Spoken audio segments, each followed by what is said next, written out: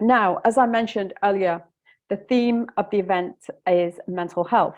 Our next guest will now present on this important topic of mental health and self-care for professionals, in particular, medical interpreters and translators.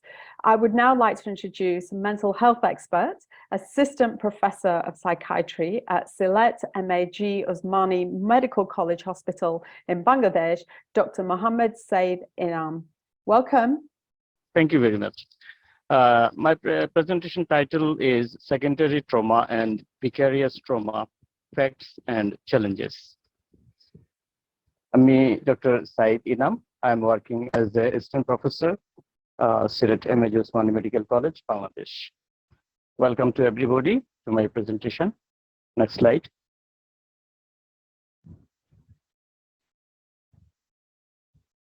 Secondary trauma. What is secondary trauma?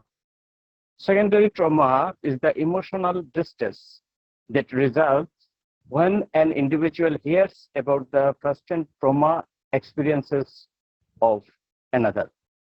Each year, more than 10 million children in the United States endure the trauma of abuse, violence, natural disasters, and adverse events. Next slide.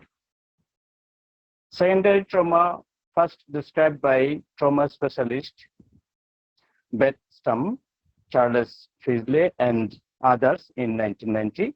They saw service providers or healthcare often exhibit symptoms similar to post-traumatic stress disorder without exposed to direct trauma themselves.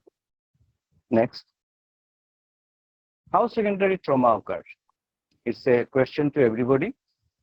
Secondary trauma may occur by hearing a detailed traumatic stories of sexual assault, physical assault, child abuse or neglect, motor vehicle accident, natural disaster, flood, hurricane, tornado, terrorist attack, torture, hearing of violence, gruesome death, and near-death experience, combat or war atrocities from another person, viewing crime scene evidence, attending a conference where disturbing images are described or shown, and many other ways in which we can indirectly affected by the content. Symptoms of secondary traumatic stress. The person who heard the traumatic events of others, often suffering from some sort of mental illness. These are known as secondary traumatic stress. It's like post-traumatic stress disorder. Actually, post-traumatic stress disorder, we say when the person directly involved, but secondary traumatic stress disorder we called when this trauma occur indirectly. I mentioned here some symptoms. One, repeated unwanted and painful memories of the event or story that have heard when interpret. Repeated dreams or flashback of the event or story.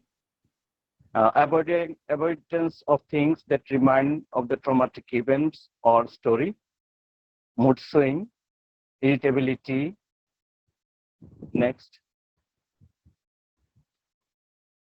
Frequent emotional outburst, engaging in self-destructive behavior, reckless behavior, substance abuse may often occur, difficulty in concentration of the work, homework or social work, and sleep problems.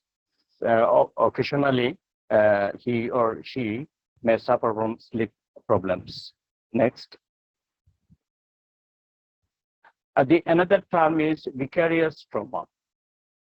Secondary trauma, secondary traumatic stress occur immediately, and vicarious trauma is a gradual process. Vicarious trauma is a process of change resulting from empathic engagement with trauma survivors. Anyone who engages empathically with survivors of traumatic incidents, torture, and material relating to their trauma is potentially affected, including doctors and other health professionals, even interpreters. Next, the sign of vicarious trauma. This almost like post-traumatic stress disorder. This is feeling of anger, rage, sadness, anxiety, become overly involved emotionally with the patient or with the survivors, experiencing distant guilt, shame, feelings of self-doubt, being preoccupied with thoughts of patient outside of the work situation. Next.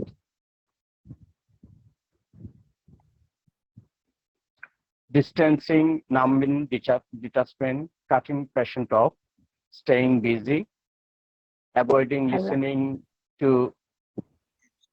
Are you hearing me? Am I continuing? Yes, we can hear you. Okay, thank you.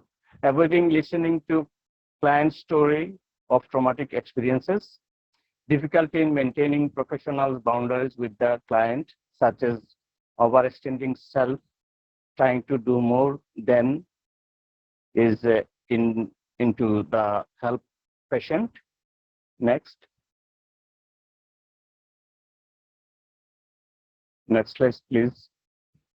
Over identification with the patient, having horror or rescue fantasies, loss of hope, pessimism, cynicism. Next.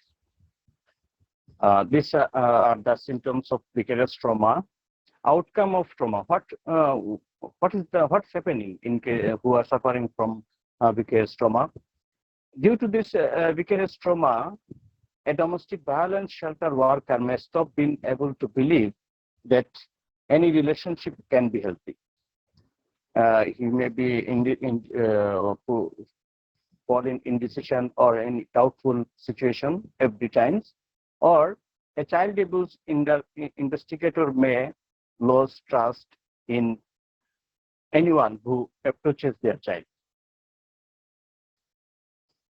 Who are the vulnerable of secondary trauma or vicarious trauma?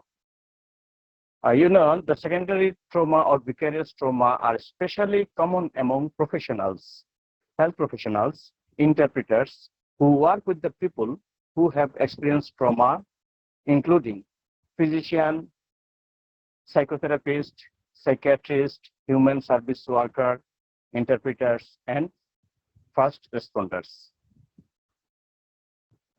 Impact of trauma on mental health. Secondary and vicarious trauma has negative impact on clinician or clinical assistant mental health.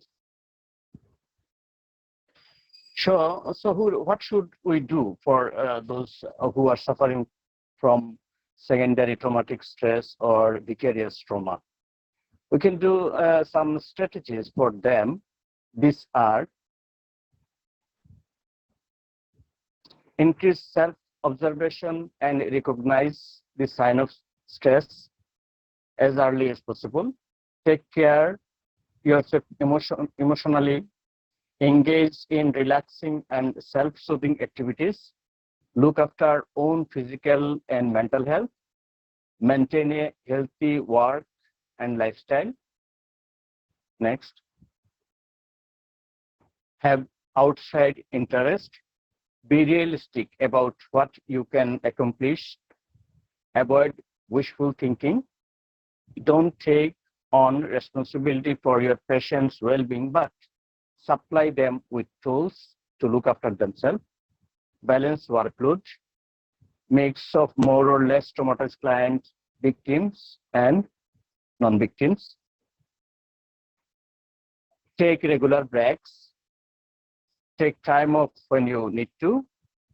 Seek social support from colleagues, family members. Use peer support and opportunities to debrief. Take up training opportunities. This is very much important. If we train up the caregivers or interpreters, it will be very much help for them to interpret or to interrogate this situation. And finally, we can help them to overcome their mental health issue by CBT. CBT is a psychiatric term. It is mean cognitive behavior therapy. This cognitive behavior therapy is very much helpful for the people or person who is suffering from anxiety, depression, PTSD, panic disorder. Now I want to say what is cognitive behavior therapy for you. Next slide. Cognitive behavior therapy is a form of psychological treatment that has been demonstrated to be effective for a range of problems, including depression, anxiety, alcohol or drug use problem, marital problems, eating disorder, post-traumatic stress disorder, panic disorder, or any other neurotic mental illness. It is very much helpful to overcome this situation. Thank you, everybody, for patience sharing. Thank you very much. Thank you, We are Dr. extending Inam.